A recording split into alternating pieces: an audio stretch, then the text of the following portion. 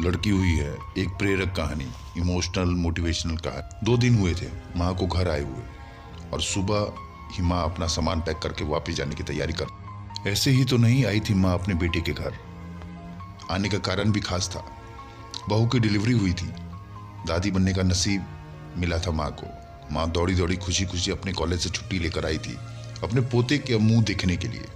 एक बड़े कॉलेज में लेक्चरर होने के बावजूद माँ की सोच अभी भी ऑर्थोडॉक्स टाइप की थी। जो पहले यह सोच कर बैठी थी कि पोता होगा तो अच्छा होगा, माँ के अरमानों पर तब पानी फिर गया जब बहू ने बेटे को नहीं एक बेटी को जन्म दिया।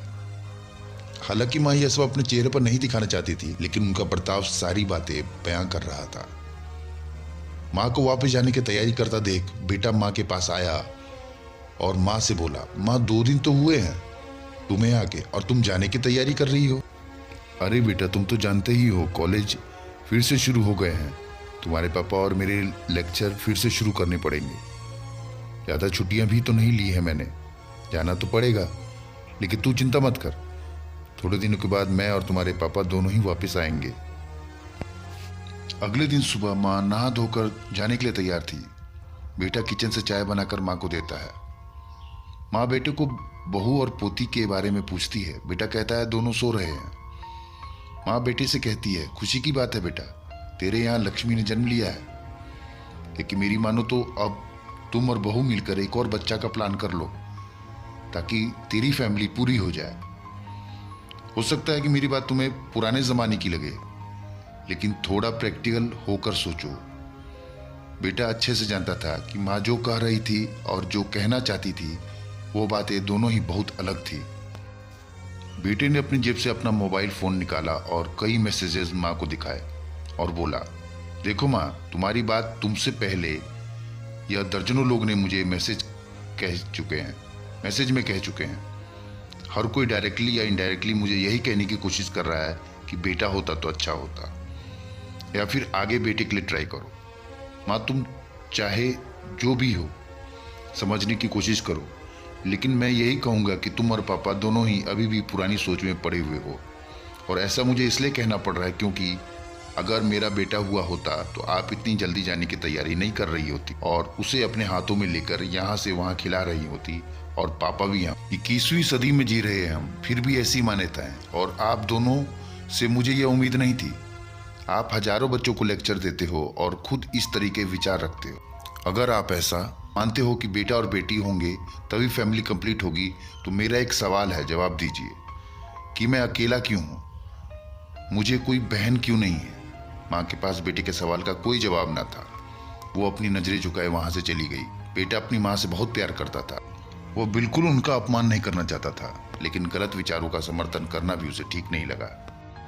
यह सारी बात बहू ने भी सुन ली थी। बेटे ने उसके पास जाकर उसका उतरा हुआ चेहरा देखकर उसे समझाते हुए कहा, देखो चारू, तुम्हें माँ की बातों से या किसी और की बातों से परेशान होने की जरूरत बिल्कुल भी नहीं है। मुझे कोई फर्क नहीं पड़ता कि मुझे बेटा हुआ या बेटी, मेरे लिए यही बड़ी बात है कि मेरी बेटी स्वस्थ और खुश है। चारू बोली, मैं माँ की बातों से या और किसी की बातों से परेशान नहीं हूँ, लेकिन हाँ, मैं परेशान जरूर हूँ। मैं एक समाज सेविका हूँ और हर दिन कई लड़कियों से मिलती हूँ।